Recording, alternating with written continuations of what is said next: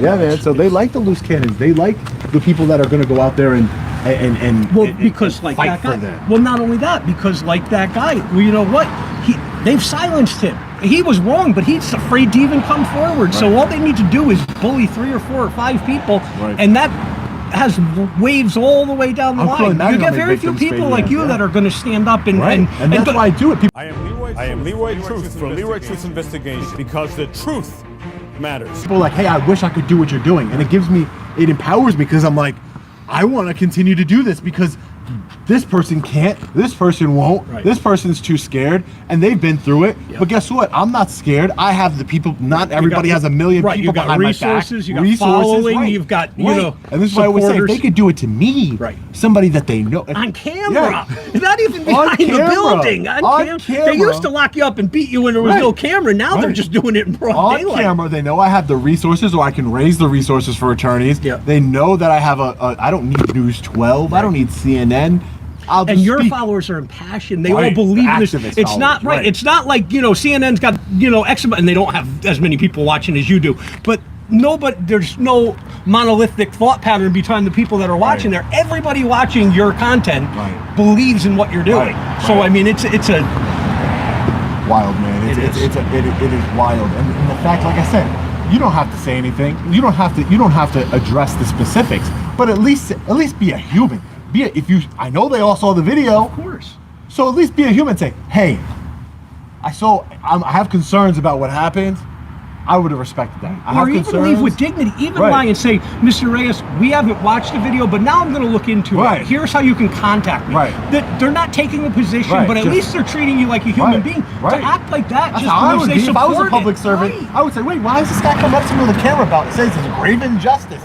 If I didn't know about it, I would say, what are you talking about? Let me talk to you for a minute. And that's what makes me different from them, because I would have said, hey, what are you talking about if I didn't know? Or if I did know, and guess what? I understand that there's liability here and everything else. I would say, hey, I wouldn't care, because at the end of the day, whatever I say, the camera doesn't change.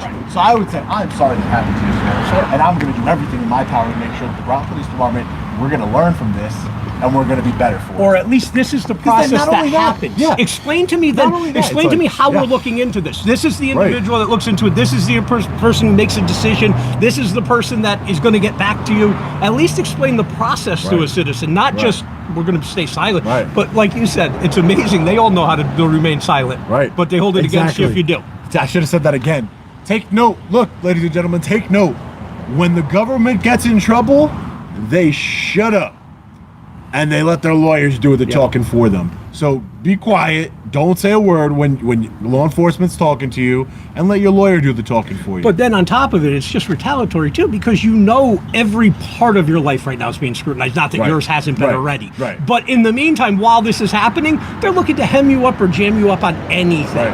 You know, if I was more boisterous, instead of telling that woman, like, how are you letting, because Leroy, I don't know, the guy bumped into you first, but he went into the hallway and complained to the cops, and then immediately made a beeline to you guys. Now check this out. This is David Franco, the man who body checks me and blocks my camera, and then blocks Long Island Audit's camera in just a few minutes. And who is David Franco? Let's see. Well, the name of the mayor is Mayor Franco.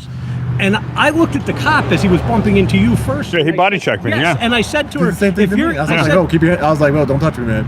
I said to her, if you're here to keep the peace, you're watching this. And that's when she spoke up. She had no choice at that point.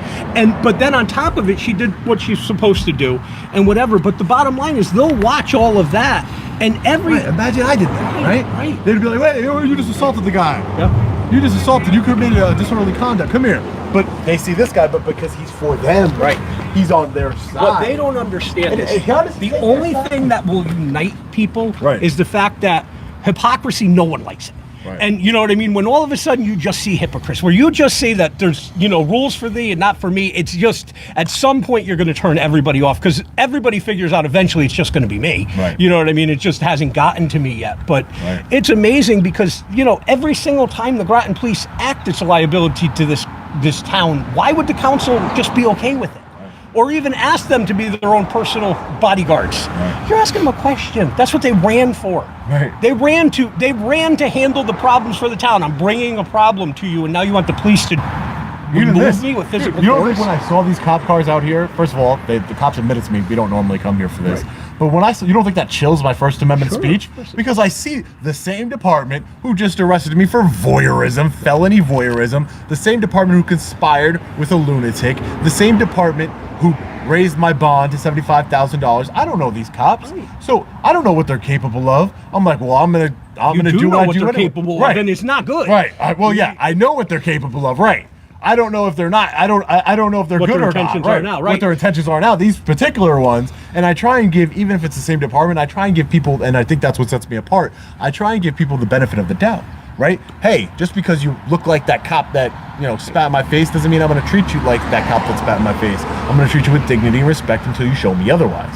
And they were very respectful to me, and thank you for pointing that out to them about that guy, because I'm like, dude, what are you doing? Like, it's so frustrating, because I'm like, you're just a regular citizen, dude. Right. You're over here because I'm asking them questions. You're gonna start body checking me and stuff, dude. Like, stop. Like, what? Like, if I'm a violent person, thankfully I'm not a violent person. But if I'm a violent person, when you body check me, I'm just gonna push you away. Right. But I'm just like, hey man, stand out here. Like, I happen to be a supporter standing here talking to you guys, but if he has a real grievance with it, stand out here. You're not running from anybody. You didn't run from the guy with a gun. Why would you run from that guy? Great point. Yeah, I mean, it's, and even them, like, that's why I'm pretty sure where you more police coming. And I backed in too, because I said, I know if I come here and support Sean, I know my license plate can't run. Right. You know what I mean? That's just what they do. Right. I mean, and for what reason? Because I guarantee if I don't use a turn signal or stop at a stop or roll through a stop sign here. Sad, right? Yeah, it's crazy. Isn't it sad? I've seen a paramedic came to my protest in Danbury when I held my protest,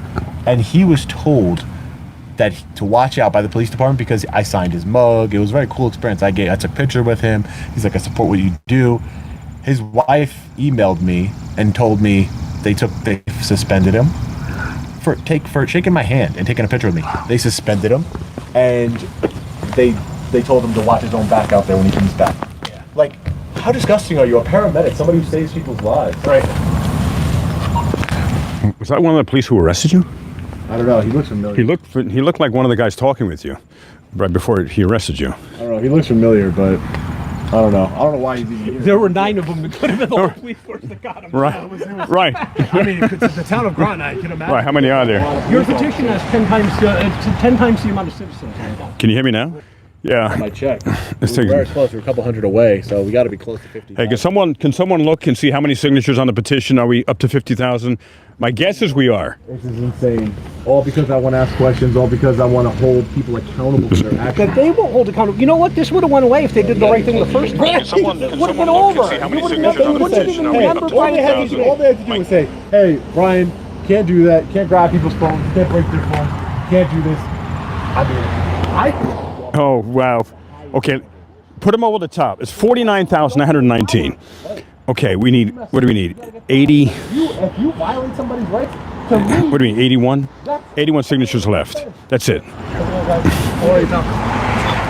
Sorry? You might have left your phone, Sean. Oh, thank you so much, man. Yeah, that's my phone. I ran up out of there. Thanks. Yeah, no worries. You're sitting where in there? I just want to make sure. Row. Front row? Yep, sounds good. Alrighty. Well, you have a good rest of your night, okay? Take care, man. Have a good one. Have a good day, pal. Oh, I left my phone in there. That's how that. Wow. Yeah. That's how quickly I was out of there. That's how quickly I was following the counts of people out.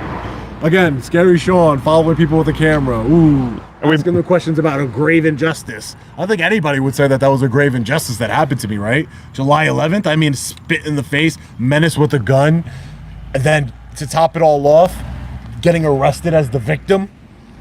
It's crazy. So there's people in here that found the phone and they were like, hey. Yeah, well, that's good. They brought the phone in. I would have been like, oh man, my phone. He got his phone back.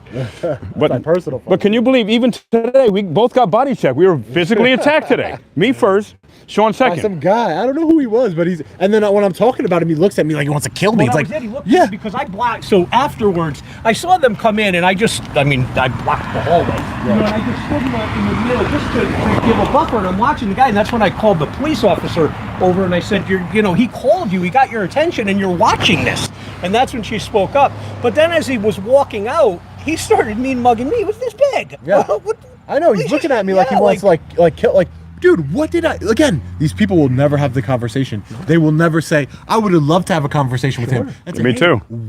What did I do wrong? Yep. Why are you looking at me like you hate me? How do I? You don't even know me, How dude. about when I tell him that my cousin's the captain of the Connecticut State Right. Police? How about my grandfather was a patrolman? All my uncles are cops, Right. and I still am here for Sean, Right? Because right is right. Right. That's the whole point. It's not about loyalty. It shouldn't be loyalty to a badge. It's loyalty to a fellow American. Right. We have to have loyalty to each other about our rights, because guess what? Like I said, if they can do it to me, they'll do it to any one of you. Right.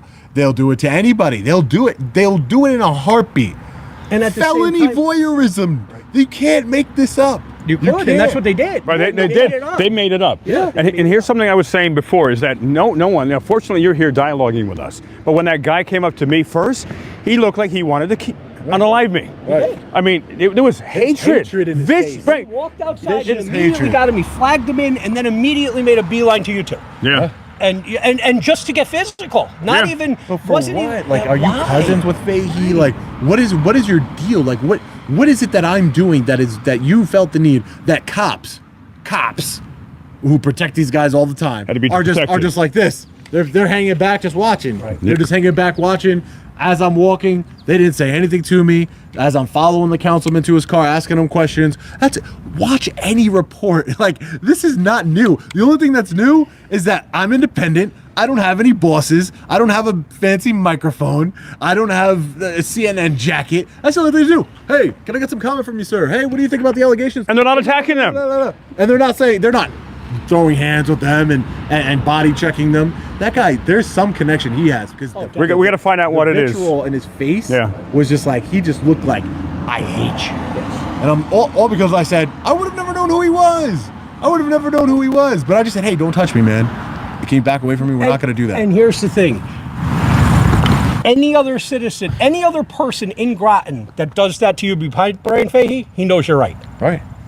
I mean, if that doesn't tell you internally that you're looking at it the wrong way, if this happened with Fahey's neighbor and you, that guy would have got arrested. Right. You would have never gotten arrested. Right.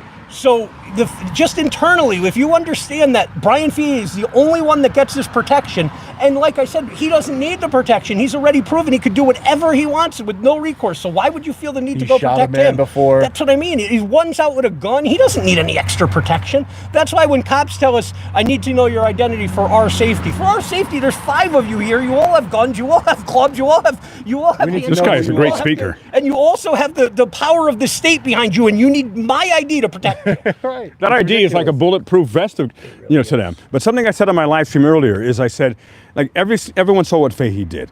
And on the baseline, I asked the female officer, is it wrong to spit on someone? She said, I can't answer that. And so of course you could. And I said, there's not one single person out of all the people who have seen this. Now, millions and millions have seen this throughout the world. And not one single government employee has come out publicly and say something that a 2-year-old would say. Spitting is wrong. You got one yesterday at the state police headquarters. The guy who came out. Oh, when I talked to him. He did actually say to you, that's the one person, but not in his position, which that was Davis. But as just a normal human being, at least he finally said to you, I don't condone that. Right. So one person, when I was talking to Connecticut State Trooper Davis yesterday, he did it in uniform. But I asked the people on my live, I said, ask if you have a child 10 years or under, just ask them if spitting is wrong. And like 99.9 or 100%, everyone would just say yes. But not only is it wrong, it's a crime. Plus, there was the brandishing of the gun. Right. Whole nother level. Right. I mean, that lawyer the Southern Draw Law, he did a great job breaking it down. Again, I have many friends in law enforcement throughout the country. I've communicated with all of them. They've all told me, I'm so sorry that happened to you. They were empathetic. They said that was completely uncalled for. You have every right to knock on his door. You left when he told you to leave. It should have been over right there. Anybody with any sort of critical thinking skills and a moral compass can tell you what happened to me was a travesty of injustice, and that's not overstating it. It was a travesty of justice. It was an injustice. A grave injustice, and that's all I was. Again, you know me, Leroy. We talk offline and everything, but you would have, if the mayor, the manager, if they would have said, "Listen, we're sorry that happened to you. Sorry you went through that. We're looking into it. whatever. I would have said, you know what? I would have said, they're doing something about it. And then maybe I would have took that into account when it comes to the lawsuit, right? I would have said, you know what? At least out of every other town I've dealt with, every other municipality, at least they had the balls to say, I'm sorry. What that would have done, Sean, is it would have taken the responsibility and put it right on Bryan Fahey here, right on Bryan Fahey, the perpetrator of it. Right. But now they've made it a town-wide thing. Right. The town supports that. The town's okay with it because the injustice wasn't just you got spit on. It became so much worse because you were put in a position where a crime was committed against you.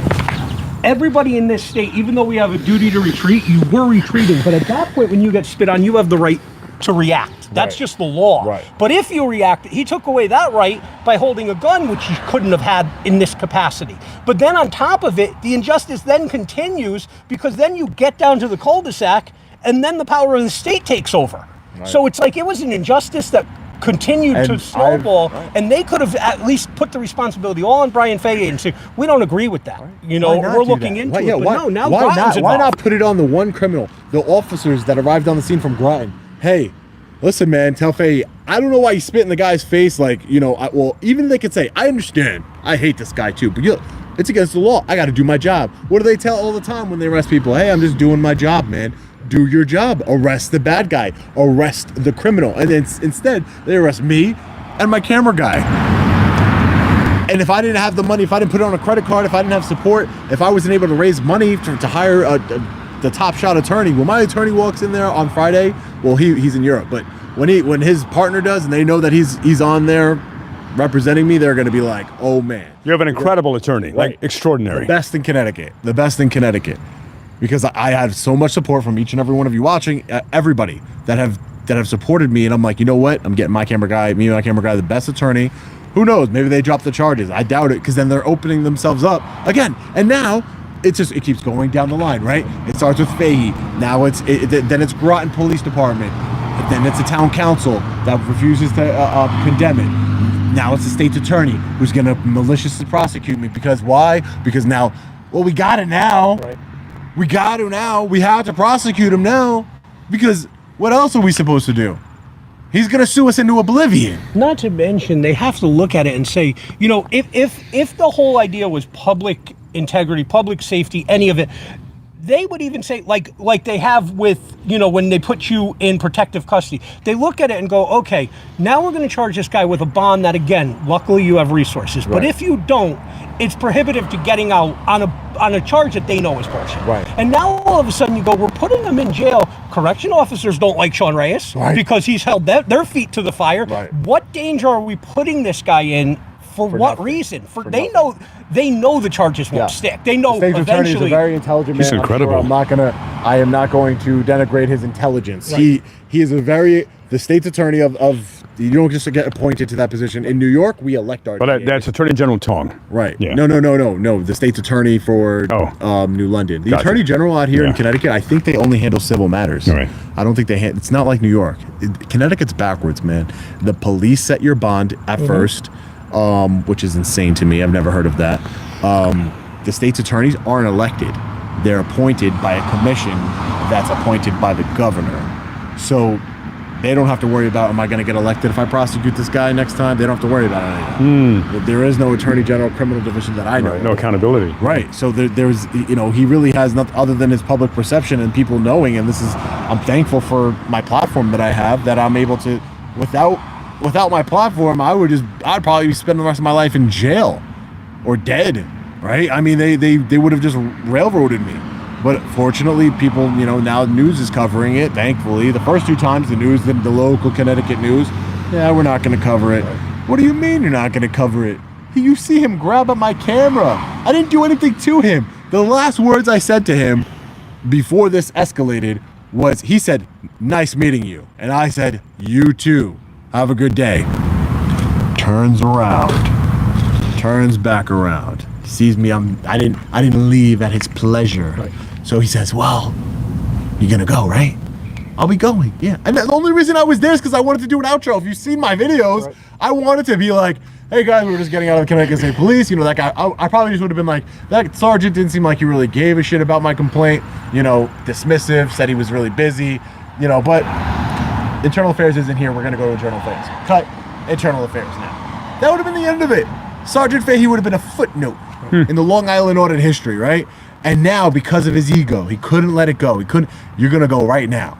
And because I told him to maybe you should get back to work. I should get back to work if you're busy. Oh, but then you violated his ego. Right. And that was, game on for him. And then, whoom, throws the camera down to the ground. And then the other one's got his handcuffs out. I mean, Internal Affairs is supposed to look at that and say, just for public perception, you have to say it's wrong, because anybody with common sense goes, this guy's going to lock this guy up. If they have that much power to take away an innocent man's freedom, like, everybody's supposed to be worried. Right.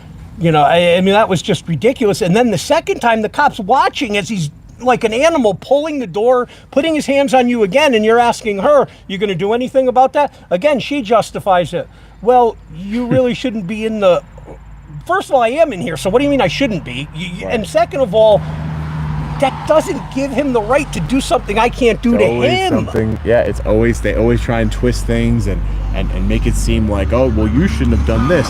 You shouldn't have knocked on his door. Why don't you stop telling me things that I have a right to do, and start telling him things that he doesn't have a right to? That he's criminal. It's like one of those things that if you are going to forgive every single one of the things that he's done that are glaringly wrong, retreating in his house, coming back out, closing the distance from 60 or 70 feet, pretending he's scared, but closing the distance, carrying a firearm outside of a holster while he comes down, spitting in you and lying about spitting, saying it's coming out while I'm talking to you, lying about me threatening to kill you, all of those things. And they say to you, maybe you could have handled this differently. Like, you knew when you came here he was going to be mad. Okay. And I said it. I told them. I said, he has every right to be mad. Yes, I'm not going to lie. I'm sure he was going to be mad. I'm here because I'm mad. Because he puts his hands on me against, I'm mad. Right, I'm mad. Right. I didn't threaten to shoot him. I didn't bring a gun. I didn't spin on him. But here's something really important is that when Sean rang the doorbell, he immediately came off of the porch, probably at least 10 feet off of the porch, to make sure that there was not even the closest perception of a threat. I wanted a space between me and this guy. Yeah. I watched it. 4.4 seconds between him saying, get off your property, to you looking at the cameraman saying, let's go, and going. And that it's quicker, and they can't just, hopefully, I mean, we'll see. They said they've seen the video of his Ring camera. For me, it was quicker than, it was instantaneous. And never stopped retreating. For Not me, one time. The reason why you hear me say, let's go, is because I'm already moving back, and then I'm seeing my cameraman's not moving back, so I told him, let's go, so he can come back. But again, the way I see it, he was looking at me, he was talking to me, my cameraman was just recording. That's why I told him let's go, because I don't think he really understood the situation that was happening. That's why I said let's go. Yes, there was 4.4 seconds. There was. But for me, it was immediate. A split second. That's 4.4 is a split second. Right. That's, people's brains don't operate quicker than that. It just Right. But not only that, in this state we have a duty to retreat. Even on our own property, if we have the ability to retreat, we have a duty to retreat. He went into his house, he made the 911 call. Shut the door. Still good. Yeah. Take your weapon, stand at your door on the ready. That's fine. But you were now 50, 60, 70 feet away from him. He closed the distance. He had to speed up to get in your face. And then he's chest bumping you. This is not the action of somebody who's scared. And the way the news covered it, there was the Hartford Courant. They wrote a story and they said, as Reyes very slowly made his way off the property. Because the guy's got his gun. Right. I mean, it doesn't make sense. Very, very slowly. And again, it's all relative, right? Somebody actually did. One of my supporters actually, people are great, man. He took an aerial view, timed it from the video, and he estimated how fast I was walking, and he's like, that's average speed. Right. So he's like, can you please, he sent the letter to the editor, can you please correct your statement? But this is the way they frame it. Sure. He moved very slowly off of it, right? And then, but they didn't say anything about Fahey rapidly closing the distance. You know how fast he has to go to close the distance? Right. And then on top of it, he slowed you down by closing the distance, because who would turn their back to somebody who's got a gun on them? You have no choice but to stare and look at him. You know what I mean? So now all of a sudden you're forcing me to backpedal. What do I do? I'm supposed to walk away from him? With a guy with a gun. And then, a guy with a gun, and then I turn around, he's going to be like, oh, you reached for his waistband. Sean, on top of the fact that once you hit the easement part of the driveway, there's two, at that point, you guys got pushed over into the neighbor's end of it. you're off his property, even if it's an easement. Right. At that point, you're on the neighbor's property. You know, so right. we all know he wasn't. His property. Right, absolutely. He came off of his property onto the street, onto the public street. But once you came down the driveway and then veered into the neighbor's side, even if he has an easement right to it, he doesn't own that property anymore. Right. You know what I mean? I saw his parcel of land. Actually, so you know how it goes up and then it splits into two. Mm-hmm. His goes like this, and he owns. But I don't see how you can. I have an easement in a commercial building, and what happens is I have a duty to take care of it. Technically, I own it. The other person has as much rights as to have it, and I can't tell what they can't do is stop in the easement. Like, you can't park in the easement if he tells you to get off his property, right. But you have every right to use the easement even if he doesn't want you on his property because it's access to the other person. Yeah, because I wondered how legally that works because I would need to use that road to get to somebody else's house. Yeah, he can't. It's not the only thing to his house. Right. Yes, technically the way it's cut, right. He owns it, right? But I'm like, how is that possible? Like, so if he told the other guy, like, hey, you can't, this is my property, how is he supposed to get to his house, right? How is he supposed to get to his house? Right. Or how is anybody? What if I was friends with his neighbor? Right. What if I was friends with his neighbor and he trespassed me from his property and his neighbor's like, no, you can come over my property. I got to walk through the woods. Well, there's two houses on down that driveway. Right. That's what I'm saying. His house and the other house. Right, yeah. I actually had to pay. I'm going to I have a commercial building. Good idea. Yeah, exactly. I have a Let's have a commercial party. building with an easement on the parking lot, and I actually own the entrance. I've actually had to pay my neighbor who doesn't own the property zoning fines because people have actually stopped in the easement that were doing business at my place. Right. So I have to pay him because at that point it blocks his access in. So, I mean, yeah, the neighbor, you have every right to use it even if he doesn't want to own the property. Well, then he had no right to chase me down the whole thing then. Hey, I just came back here for a minute here. Well, because at that point I just assumed, you know, as a logical person, I'm like, well, how could this be his property if it goes to two different things? And then somebody sent me the GIS survey, and it shows this whole square, whatever it is, that, you know, he has access to that property. But it's just that's his property. But again, he could have closed the door. This again, the theme of Sergeant Bryan Fahey and my interaction is he could have just handled it just like a normal person every single time. Closed. He could have walked inside and went back to work. He could have allowed me to do my FOIA request the second time and said, you know what, I'm not dealing with this. I already had a problem with this guy. He came to me. And they're like, oh, you went back to Connecticut. I went there to file FOIA requests. I'm allowed to forget my motives. My motives don't matter anyway. Just because he's a bully doesn't mean it stops your rights. State Police because this guy's a bully and he violates my rights. No, it makes me want to go there even more because I don't stand down to bullies. I stand up to tyrants like him and pieces of shit like him because that's what he is. And again, knocking on his door. I was really curious about this $80,000. That's a lot of money. I mean, a question, right? It's a lot of money for somebody who works a 9 to 5. Like, you know how much overtime you have to work in order to get $80,000, 70% of your salary. And the citizens should care because in this, their pension package includes the 3 best years they've ever had. So it's X amount of percentage of the 3 best years. So they've had those years where, you know, all of a sudden he has a $200-something thousand. So that isn't just $70,000. This is his third year doing this. Right, and so that's probably what because he's doing. Now do the math on it. That it's not just $80,000 we're paying. Right. Now he's going to get that till the day he dies. He's going to. So now all of a sudden, I mean, that's literally $1 million. Yeah. It's literally going to cost the citizens $1 million for this. It started. His overtime started in 2021, I believe. Because what happened is all of these people started to get work from home hours, all the state workers. So now all of a sudden they got people that made 70, 80 grand a year, all of a sudden were making $140 and they weren't even going into the office because at home you could rack up all these hours working from home. Right. You know, but like you said, listen, if you have a desk job that the building's open 9 to 5, how do you justify overtime? Because once they went to that system, they just stuck with it. He puts in all these hours like he's working from home. And like I said, their pension is based on your best 3 years. You get, let's say, 60%. So that extra $80,000, you know, over the 3 years, now all of a sudden 60% of that. It makes so much sense it's an extra $48,000 a year. Because this started, I believe, if I'm not mistaken, because you could see all of his overtime.